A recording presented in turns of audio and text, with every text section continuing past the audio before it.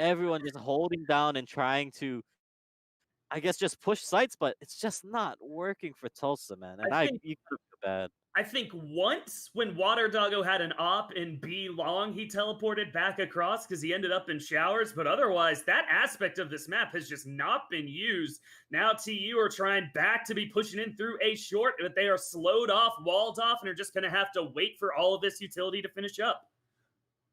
Yeah, they have to wait it out now. I mean, they still have 5 members on the board, so that's one thing to keep in mind. You want to, at least they can say that they've got everyone on and up and alive. But unfortunately, there goes the Sova, and they're looking for the shots.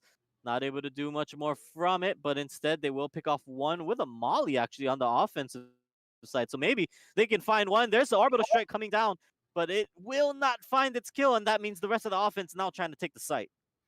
Yeah, but it is finally a man advantage for TU, and there's only one guy left standing. Wayne is taken. The perfect game is on your back now. He does going to have that little bit of an angle. He hits the first shot on NACL, and now into a 1v2, but the Dark Shadow puts it down, and TU gets onto the board. There we go. Hey, they got one. At least you can say it wasn't a 13-0. I mean, they find the round, and all right. Here is the plan. If you are on Tulsa, you absolutely need to redo and realign everything. Yeah, but I mean, I think the worst part about all of that, not even the perfect game for KSU, but Haso finally took a death. I wanted to see a flawless game out of a player. 0 deaths, so close, but TU do finally manage to find one for themselves. Good play by Water Doggo to get the opening pick, and then for the Doctor to get that Molly kill. That kind of, I think, turned things around, because you don't really usually expect a Molly to get a kill like that just in the middle of sight. Yeah, they're trying to get onto site. Hold on, I don't even think we're live anymore. Oh, we are. We still have sound. Yeah, So at we're least, people can hear us in chat. We are trying to address the technical issue that has bugged us right now. Give us a moment, guys, as we are trying to figure this one out. But we'll have to see what's going on. We just In have to just carry it through with the hype of casting right now as Skiesman gets the first headshot onto Water Doggo. And the question of can TU turn this into more momentum going into the pistol round? It's starting to seem like the answer is no. Dark Shadow just hanging around in this back corner as all the members of KSU, they were bunched up by Hookah, are starting to turn around, and Remix is going to have quite a welcoming party going his way. Are we live? I don't know. I believe we are still live with sound, but hold on. We are trying to adjust the, what's going on. So give us a moment, guys, as we're trying to get stream figured out. Yeah, there we go. See, we are still good. We're live. We are still live with gameplay. Hey, there we go. We've got it, boys. Just had a couple technical issues. Bear in mind, we're trying to fix it. Shout out to the players for not getting into any action during all that, just helping us out there. They know how to just make it easy on the casters, but it is a complete rotation back to the A site, and still Remix is feeling all alone. He is going to get his armor knocked down by the grenade, and Attach finishes him off with that close-in classic right click. Senjo with one more, and it is 5v2. TU completely forced out of this site as the last man standing, the Doctor, he's going to have to rotate up through heaven, and he does manage to find himself one, gets the first kill of the round, but he'll need to clutch out an ace for himself to complete it. Oh, that's two. I mean, if you're going to have hope, this is where you got to have it, but no. Unfortunately, Doctor does get taken down. But yeah, I mean, a wonderful last-second retake, right? I mean, when we looked at the clock, there was only 20 seconds left on the board before we got there. And then now, coming back into it, they just absolutely turn it on at the last second. And that wall denial from the side of Hazel, I mean, it cut off any chance for the defenders to get back onto the site, because they either A, have to break wall with pistols, or B, rotate through heaven, and that's exactly what we saw. The rotation through heaven. He got one, he got two, but was not able to kill it, and now this takes us to match point for KSU.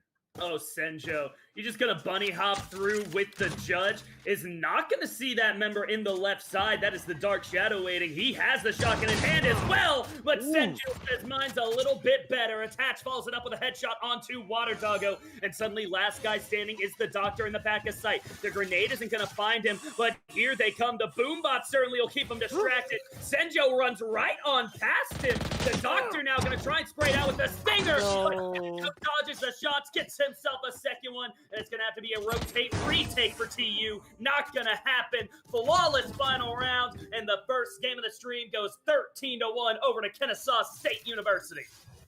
Yeah, absolutely rough game for the side of Tulsa. I mean, you would have liked to see a little bit more.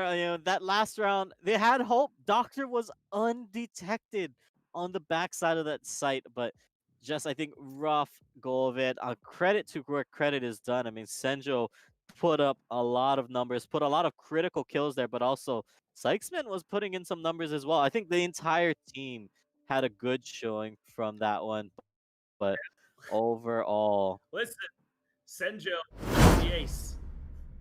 Senjo did get an only ace. We can say we got an ace in this tournament. I think that's one of the fun little things to take away from this one is that there was an ace in the tournament so far. And hey, if that's how we're gonna have game one, what a great day we're in for the rest of the day, I think. Yeah, so we are going to be. Well, first, before I move on past the kind of talking about what just happened in this game, I want to say one more thing, and that's what do you think TU needs to do? I did know they were coming into this game with a couple of subs, but was it the gunplay? Was it the executes? Where was the lack in that? So when TU watches this back, they'll at least be able to say, this is what we got to work on.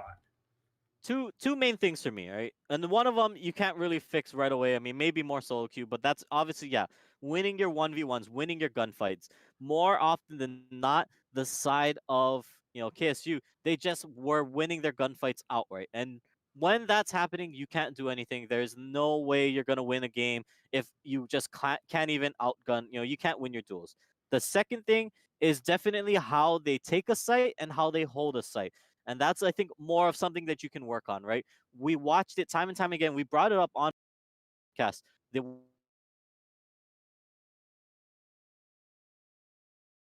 work when a team knows, all right, we just have to use our utility and we just wait for them to push on through. We wait for them to kind of make the mistake first, right? If you're gonna make pushes like that, I think we started to see them adapt to it over the time, where they were using some of their omen smokes to smoke off some of the areas on B site. But you need to execute that a lot more cleanly. If you're going to use your utility, you need to make sure that you are getting value out of it, because otherwise it's just not going to mean as much. There's just not a lot you can do with that. And that's one of the main things. After you got control of the site, which we saw them do a couple times on A, watching where your crossfires are, because a lot of times people got picked off before they even had a chance to react because somebody died and nobody was watching that cross. Nobody was watching that trade. So those are, at least for me, two of the major things to take away from that match if you're Tulsa. Yeah, I mean, it sounds simple when you say it out loud, but it is true. If you get a man advantage, just do 1-for-1 trades all the way to the end and you're guaranteed to win. But Tulsa, a lot of times, the few moments they had a man up, someone would just get picked off for a free kill, and that advantage is just gone. So I think you hit the nail on the head. I think those are all good things for them to look at. Now, though, as we move past the initial game, we are going to have to do a quick little change of tone as we here at NACL would like to take a quick moment to say rest in peace to the late Chadwick Boseman. If you didn't hear, he passed away recently, and we just wanted to say, well, first, thank you to him for all of his amazing acting. If you guys didn't know, he was the actor of Black Panther. He was taken by colon cancer. And personally, I just like to say these are the types of things that always remind you, just hold on to those ones you love close. If you haven't told your mom and dad, I love you in a little bit, maybe send them that text. It would make their day. But we wanted to give a quick moment of recognition to what happened in the recent days with that. Yeah, definitely great actor, great guy, and may he, we hope his family does well moving out of that. So thank you to all you've done, Mr. Boltzmann. And now With that being said, though, we'll try and get things back up to a bit more of a chipper attitude, as I believe we have an interesting little bit of an interview going down. You want to tell us about that? Yeah, no, for sure. So thankfully, our very own Gabriel Castro had a chance to interview Madden superstar Pavan Lakat, which we mentioned earlier will be hosting some of the Madden 21 tournaments. So without further ado, why don't we take it away to Gabriel and Pavan? BB on the track. Yeah.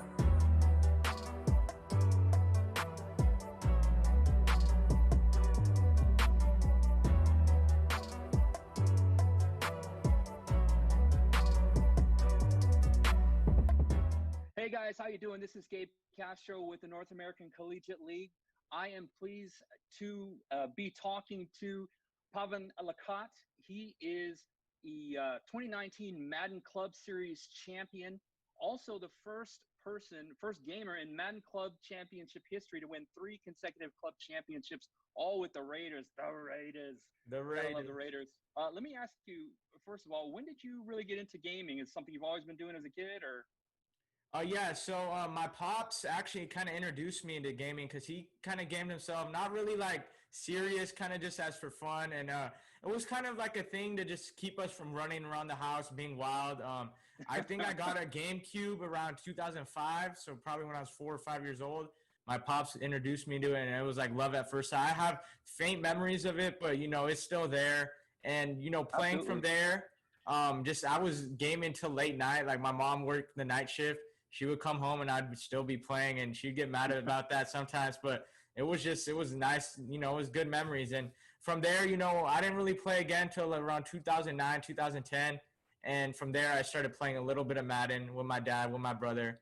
And then I stopped playing again until Madden 15. I was kind of in high school. I don't know if you heard of it, Madden Mobile. Yes. It's a Madden. It's a game on your phone. It's not really like that well put together. It's just a kind of fun hobby to do, collect coins, collect cards, or whatever it may be. Right. I played that a lot in high school. Yeah, I ended up picking up this and started playing on the Madden on the console. So I try to set my own trend, and I gladly did so. BB on the track. Yeah.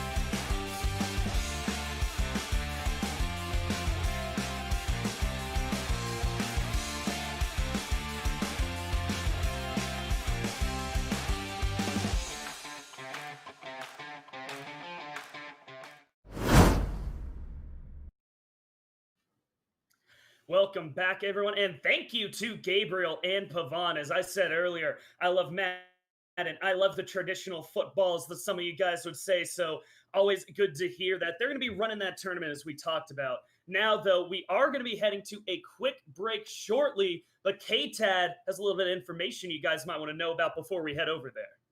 Yeah, definitely. So we want to say thank you very much because this break is going to be brought to you by GTIF Capital. So GTIF Capital was founded after years of working in the business and investment industry. Their goal is to help entrepreneurs turn your own ideas and visions into successful companies with fundraising and networking guidance. So as a results-driven organization, they're constantly looking for ambitious and visionary partners with that drive and that flexibility to take their company to the next level. So for any more details you want about their investment process as well as their level of involvement, get in touch with them, GTIF Capital. That's who you want to see. But yeah, shout out to them as being one of our key sponsors. Yeah, thank you, GTIF Capital. Thank you for all tuning in. We're going to go to a quick break to try and fix a little bit of those technical issues you guys were pointing out during the first game. But don't go anywhere. We will be right back. So see you all in a little bit.